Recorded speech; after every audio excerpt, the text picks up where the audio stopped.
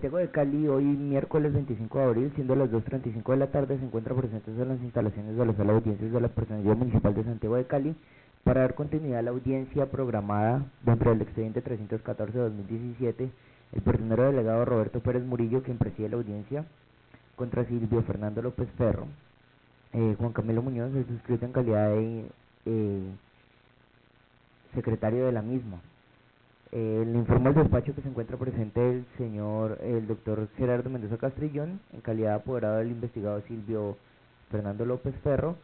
y que no se ha llegado a ningún documento con destino del proceso. Asimismo, le informo que la audiencia de hoy es para presentar los alegatos de conclusión. Doctor Dienester, usa la palabra.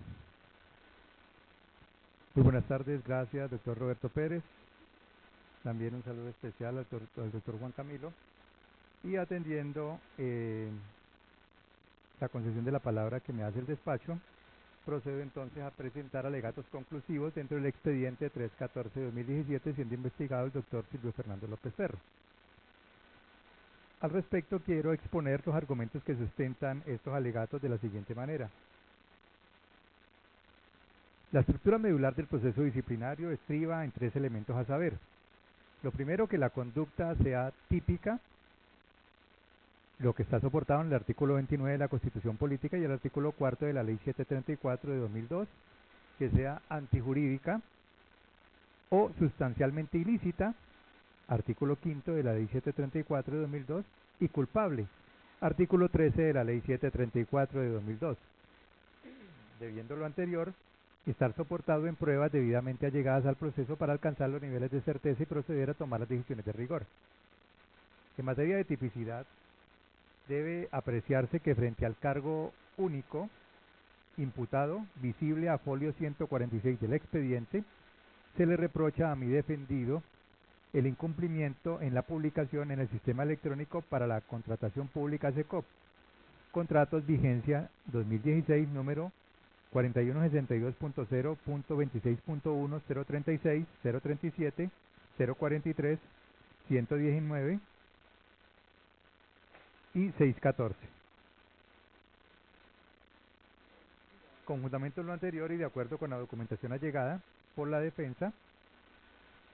registro de publicación al SECOP, es claro que no puede haber reproche de responsabilidad disciplinaria cuando queda en evidencia que en efecto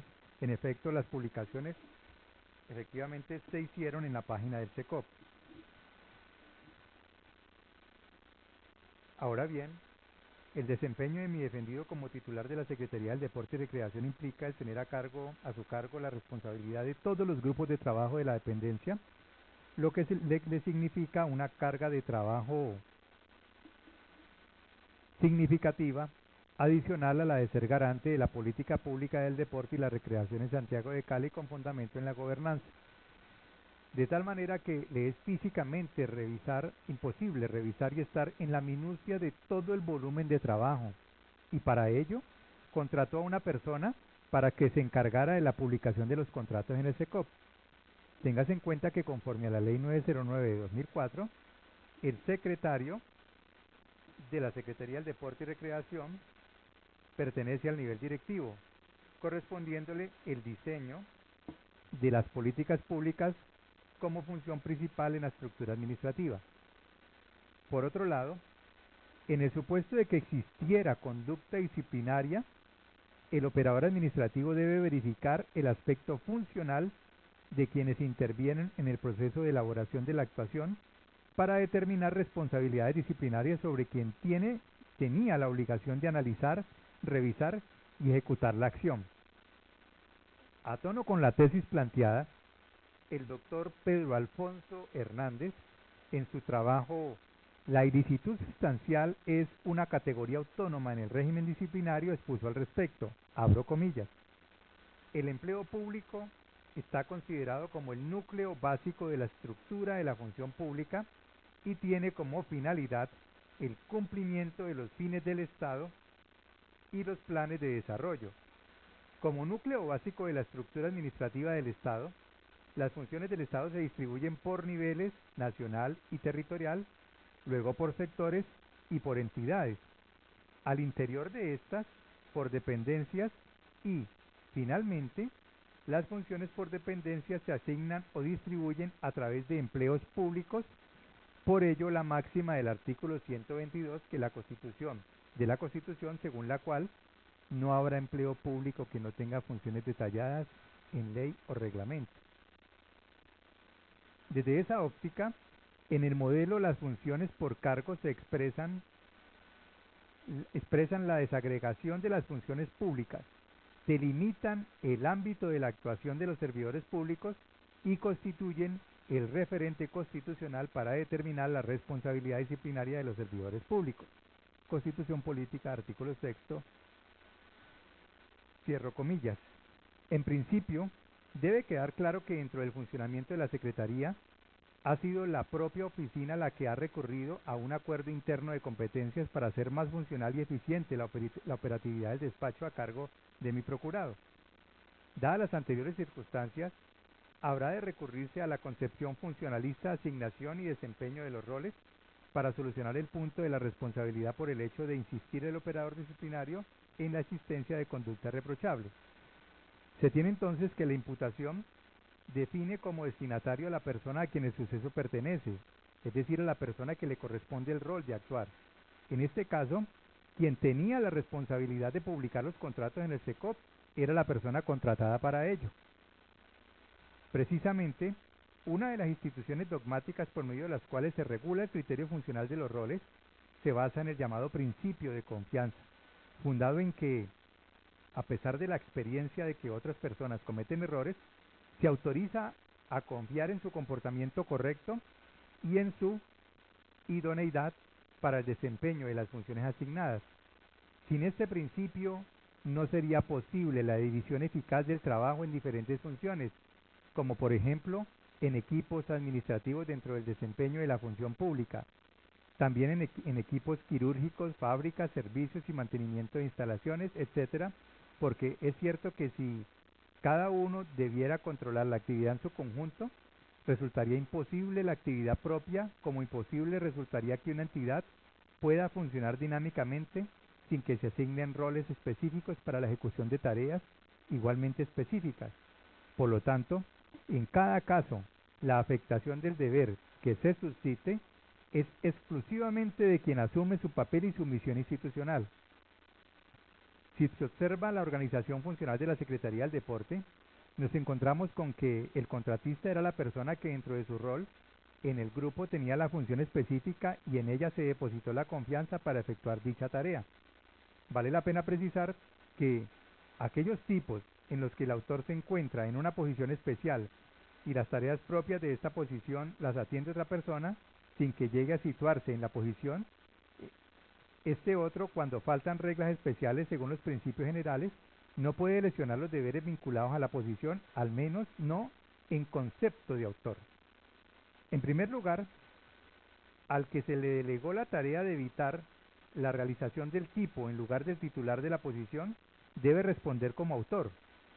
aun cuando no ocupe por sí mismo la posición de autor, si no cumple con su deber. Estoy citando a Jacobs Gunther en Frente al Derecho Penal, parte general, Marcial Pons, Ediciones Jurídicas S.A., Madrid, 1995, página 725. De tal suerte que las personas a las que se delegó un sector esencial de las tareas vinculadas a la posición se tienen que preocupar también del cumplimiento de los deberes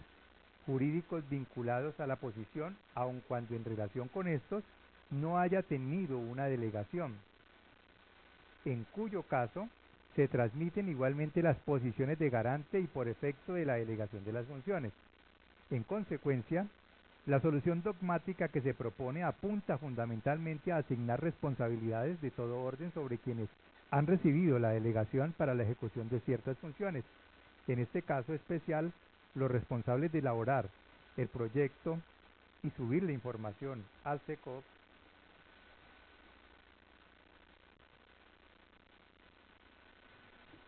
estaba a cargo de un contratista.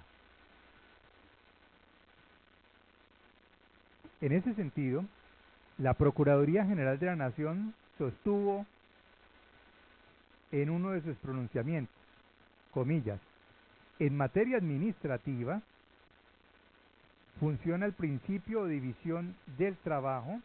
de tal manera que todos aquellos que intervienen en un proceso como el contractual o procesos complejos administrativos que no se agoten con un solo trámite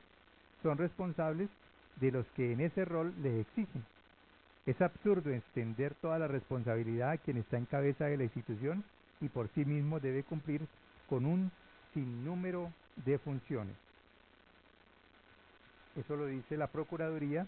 en el expediente 001-14685-9-06. Ahora, en relación con la división del trabajo, la doctrina sostiene división del trabajo. La compleja vida de relación implica con mucha frecuencia la necesidad de que los individuos colaboren en la obtención de fines comunes hasta el punto de que cada vez son menos las actividades que se desarrollan de manera absolutamente individual, pero las ventajas de esa división del trabajo desaparecerían también por completo si cada una de las personas que intervienen en el desarrollo de una actividad no pudiera, como regla general, confiar en la correcta forma de comportamiento de sus demás colaboradores. En consecuencia, puede afirmarse que el principio de confianza rige dentro del ámbito de la división del trabajo. En el caso de los jefes de las entidades que como tal suscriben los contratos, por sus múltiples funciones deben acudir a sus unidades ejecutivas y asesoras y soportarse. Sin embargo, resulta pertinente advertir que aun cuando opera el principio de confianza funcional y de división de funciones, no es posible calificar de omisión cuando en efecto el investigado fue previsivo contratando a una persona para tal misión. He allí que me ocuparé entonces de la ausencia de la culpa. Es claro que para actuar con culpa se requiere de una acción negativa del agente responsable, es decir, que el agente haya sido descuidado frente a los términos que establece la ley. Mostraré así que ninguna de estas actitudes fue asumida por mi representado. El principio de culpabilidad supone la determinación de la imputación subjetiva sobre la base de que el hecho le corresponde al autor, que no hay imputación por meros resultados, distinguiendo culpabilidad de azar o casos fortuitos y diferenciando además los grados de participación en la falta. Congruente con ello, hacer proporciones las consecuencias jurídicas con esos grados de participación se incluyen así como competentes del principio de culpabilidad al principio de personalidad de las penas o sanciones, al principio de responsabilidad por el hecho, al principio de dolo o culpa, paréntesis, nulo crimen sine culpa, y al principio de imputación personal o culpabilidad en sentido estricto.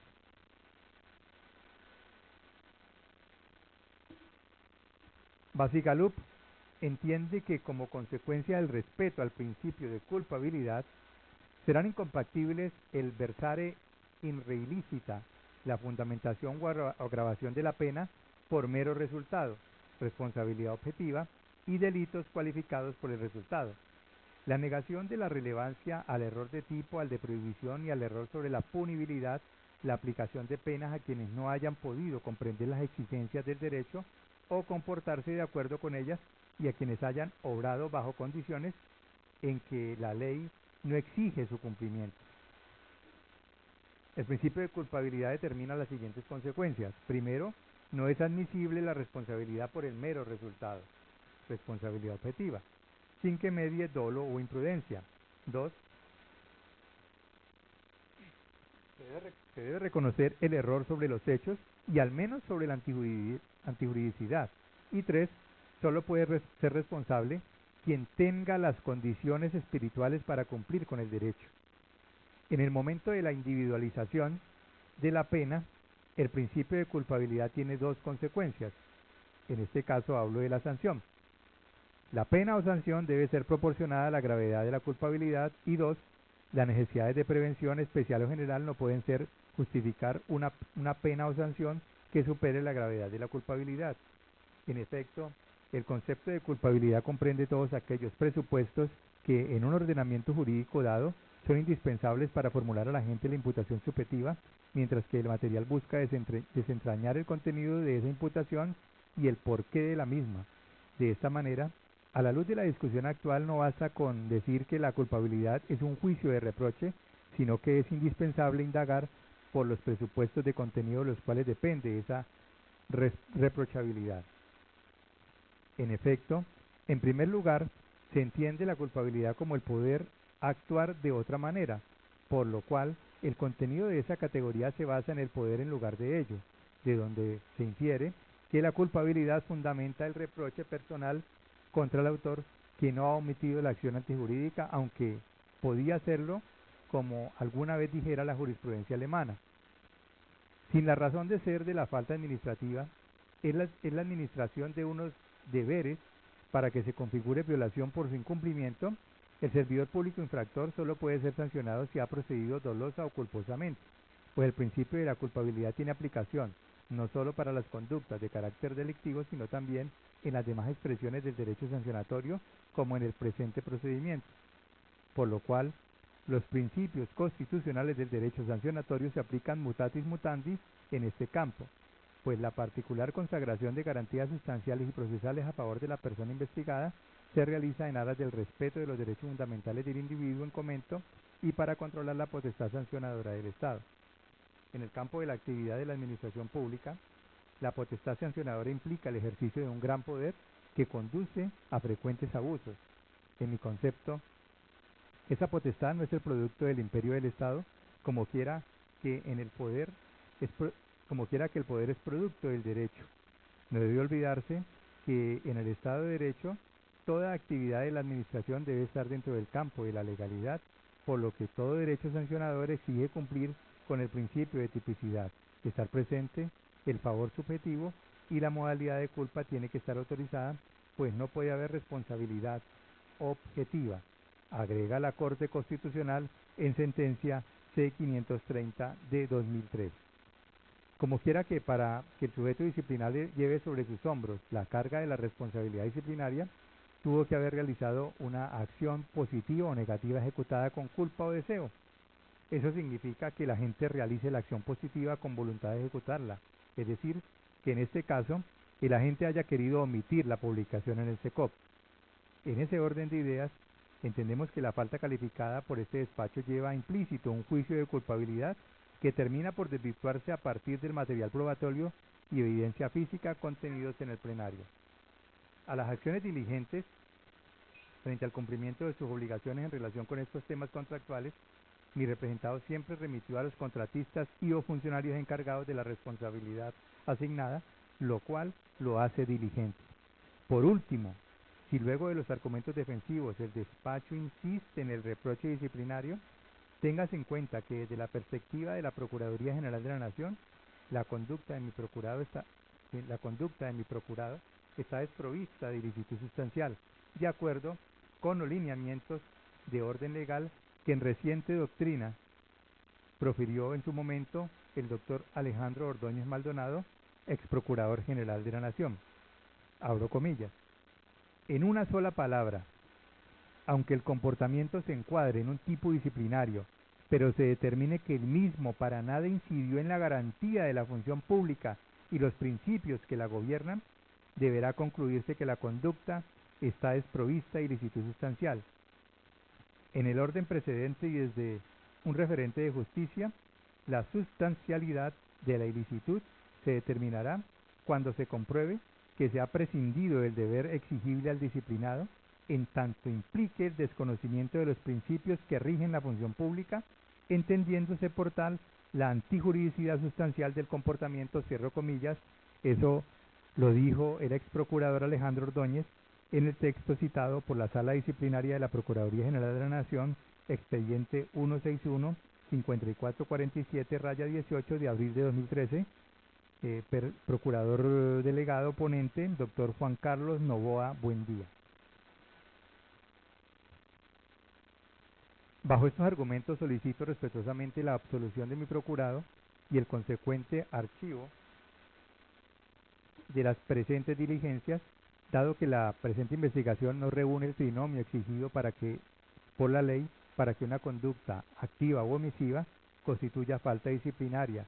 paréntesis, tipicidad, antijuridicidad y culpabilidad, amén de que la ley disciplinaria tiene como finalidad específica la prevención y buena marcha de la gestión pública, así como la garantía del cumplimiento de los fines y funciones del Estado en relación con las conductas de los servidores públicos que los afecten o pongan en peligro, hecho que impide convertir la ley disciplinaria en instrumento ciego de obediencia y ante infracciones a un deber legal que no sean sustanciales o determinables, no podríamos hablar de licitud sustancial, artículo 5 de la Ley 774 de 2002, la cual exige que la afectación al deber funcional debe ser sustancial, que en últimas no se quebrantó.